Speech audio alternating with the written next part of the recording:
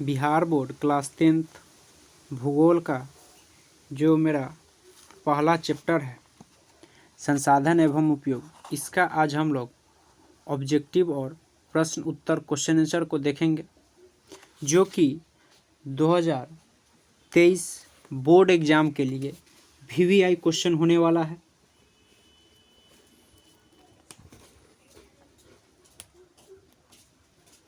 पहला क्वेश्चन है, संसाधन होते नहीं बनाया जाता है, किसने कहा था? ए ऑप्शन है महात्मा गांधी, बी जिमरमैन, सी मेघा पाटेकर, डी इनमें से कोई नहीं। तो सही ऑप्शन हो जाएगा बी जिमरमैन। दूसरा क्वेश्चन है, तट रेखा से कितनी किलोमीटर क्षेत्र सीमा अपवर्जक क्षेत्र कहलाते हैं? ए 200 nm, बी 150 nm, सी 200 nm, डी 250 nm। तो मेरा सही ऑप्शन हो जाएगा सी 200 nm।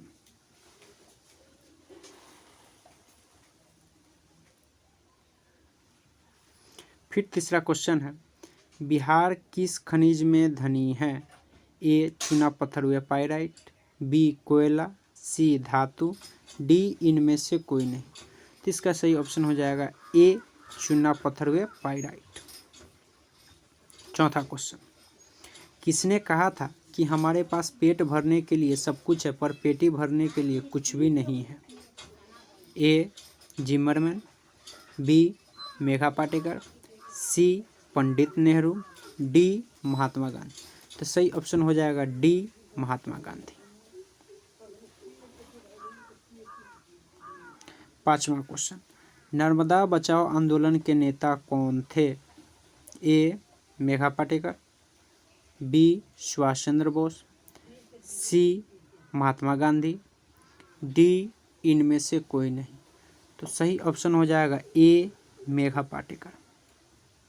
छठा क्वेश्चन, कोयला किस प्रकार का संसाधन है? ए नवीकरणीय, बी अनवीकरणीय, सी जैव, डी अजैव। तो सही ऑप्शन हो जाएगा बी अनवीकरणीय।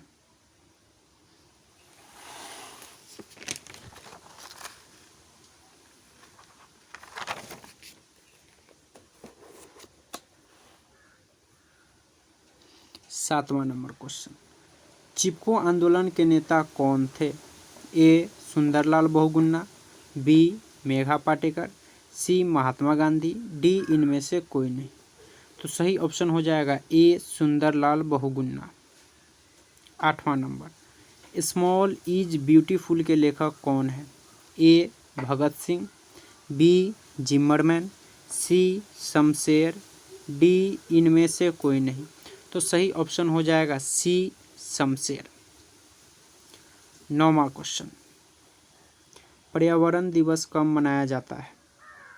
ए 22 मार्च को, बी 31 जनवरी को, सी 14 नवंबर को, डी 5 जून को। तो सही ऑप्शन हो जाएगा डी 5 जून को।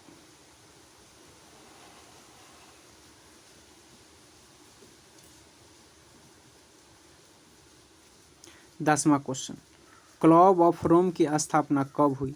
ए 1947 ईस्वी में, बी 1968 ईस्वी में, सी 1970 ईस्वी में, डी 1955 ईस्वी में। तो सही ऑप्शन हो जाएगा बी 1968 ईस्वी में। 11 नंबर क्वेश्चन, प्रथम पृथ्वी सम्मेलन का आयोजन कब किया गया? ए 1992 में, बी 1996 में, सी 1997 में, डी 2002 में। तो सही ऑप्शन हो जाएगा ए 1992 में। 12 नंबर क्वेश्चन, द्वितीय पृथ्वी सम्मेलन का आयोजन कब किया गया? ए 1992 में, बी 1996 में, सी 1997 में, डी 2002 में। तो इसका सही ऑप्शन हो जाएगा सी 1997 में। अब अगला है 13 नंबर क्वेश्चन, तृतीय पृथ्वी सम्मेलन का आयोजन कब किया गया? ए 1992 में, बी 1996 में, सी 1997 में, डी 2002 में। तो सही ऑप्शन हो जाएगा डी 2002 में।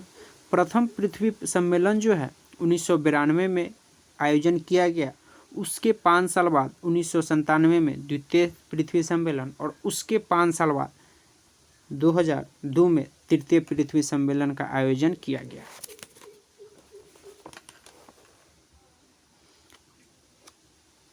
अब आते हैं हम लोग 14 नंबर क्वेश्चन की तरफ। क्योटो सम्मेलन का आयोजन कब किया गया? ए 1992 में, बी 1997 में, सी 2002 में, डी 1998 में।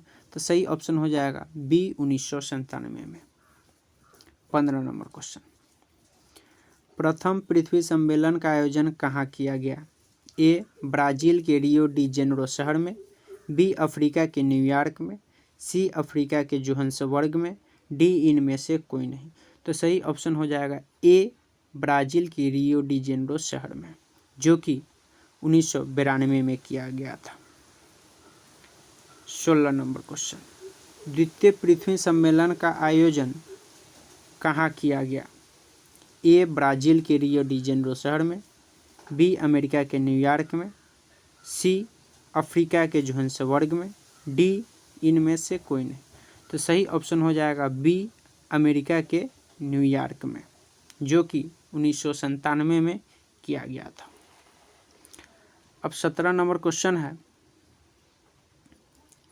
तृतीय पृथ्वी सम्मेलन का आयोजन कहाँ किया गया? ए ब्राज़ील के रियो डी जेनेरो शहर में, बी अमेरिका के न्यूयॉर्क में, सी अफ्रीका के जोहान्सबर्ग में, डी इनमें से कोई नहीं।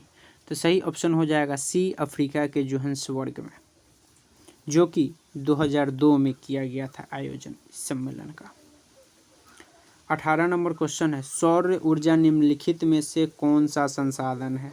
ए मानवकृत, बी पुनः पूर्ति योग्य, सी अजैव, डी अचक्रीय। तो इसका सही ऑप्शन हो जाएगा बी पुनः पूर्ति योग्य।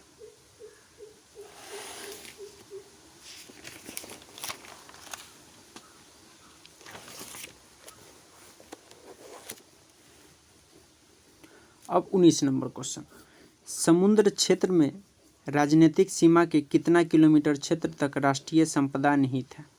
ए 10.2 किलोमीटर, बी 15.5 किलोमीटर, सी 12.2 किलोमीटर, डी 19.2 किलोमीटर। तो मेरा सही ऑप्शन हो जाएगा डी 19.2 किलोमीटर। 20 नंबर क्वेश्चन, डाकुओं की अर्थव्यवस्था का संबंध है? ए संसाधन संग्रहण में, बी संसाधनों के अनियोजित विदोहन से, सी संसाधन के नियोजन से, डी इनमें से कोई नहीं। तो इसका सही ऑप्शन हो जाएगा बी संसाधन के अनियोजित विदोहन से। ठीक है, अब मेरा ऑब्जेक्टिव यहाँ पे समाप्त होता है और हम लोग चलते हैं अब क्वेश्चन आंसर की तरफ, प्रश्न उत्तर की तरफ।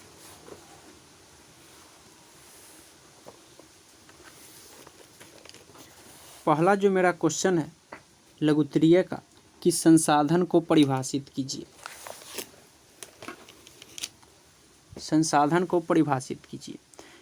वे सारी वस्तुएं जो मानवीय आवश्यकता को पूरा करती है संसाधन कहलाता है। मानव की आवश्यकता को जो भी चीज़ पूरा करता है वे सभी चीज़ संसाधन कहलाते हैं, जैसे कि जल, मृदा, खनिज, सूर्य का प्रकाश इत्यादि, और भी बहुत सारा चीज़ हो सकता है।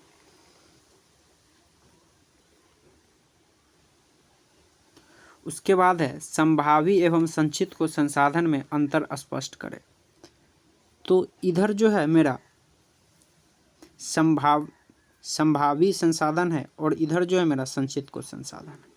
तो संभावी संसाधन वैसा संसाधन जो किसी विशेष क्षेत्र में मौजूद होता हो, जिसे उपयोग में लाए जाने की संभावना रहती हो, संभावी संसाधन कहलाता है। जैसे कि हिमालय क्षेत्र का खनिज। संचित को संसाधन वैसा संसाधन जो भंडार संसाधन के ही अंश है, जिसे उपलब्धता तकनीकी के आधार पर उसे उपयोग में लाया जा सकता है, संचित को संसाधन कहलाता है। जैसे नदी का जल भविष्य में जल विद्युत उत्पादन करने में उपयोग हो सकता है। अब जो मेरा अगला तीसरा क्वेश्चन है, संसाधन संरक्षण की उपयोगिता को लिखिए।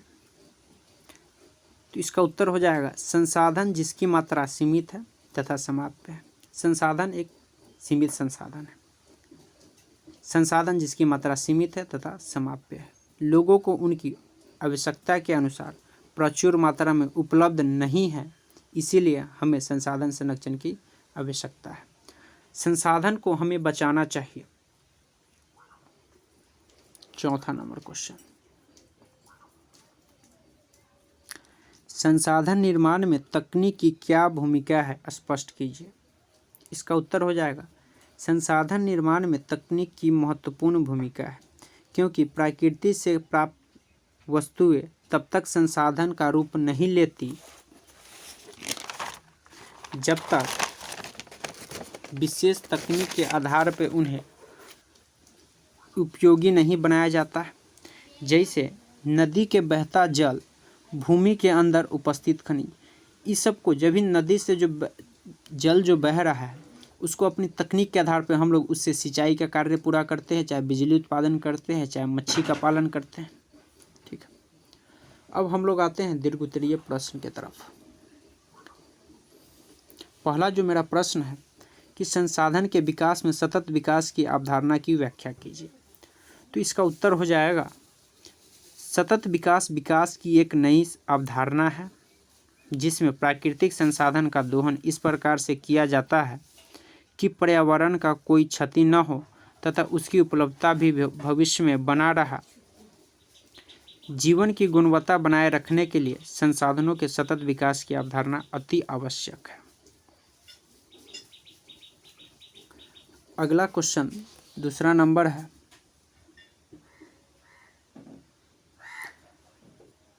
स्वामित्व के आधार पर संसाधन के विविध स्वरूपों का वर्णन कीजिए। तो स्वामित्व के आधार पर संसाधन के 4 रूप होते हैं। पहला व्यक्तिगत संसाधन, तो वैसा संसाधन जिस पे किसी खास व्यक्ति का अधिकार हो व्यक्तिगत संसाधन कहलाता है, जैसे किताब, घर, मकान, साइकिल इत्यादि। दूसरा सामुदायिक संसाधन, वैसा संसाधन जिस पर पूरे समुदाय अथवा पूरे गांव का अधिकार हो सामुदायिक संसाधन कहलाता है, जैसे पंचायत भवन, मंदिर, खेल का मैदान इत्यादि। तीसरा है राष्ट्रीय संसाधन। राष्ट्रीय संसाधन, तो वैसा संसाधन जिस पर किसी एक देश का अधिकार हो उसे राष्ट्रीय संसाधन कहते हैं, जैसे NH सड़क जो मेरा हाईवे होता है, रेल, डाक, यह सब मेरा क्या है, राष्ट्रीय संसाधन है। अंतर्राष्ट्रीय संसाधन, वैसा संसाधन जिस पे विश्व के सभी देशों का अधिकार हो उसे अंतर्राष्ट्रीय संसाधन कहते हैं, जैसे खुला आकाश, खुला समुद्र इत्यादि।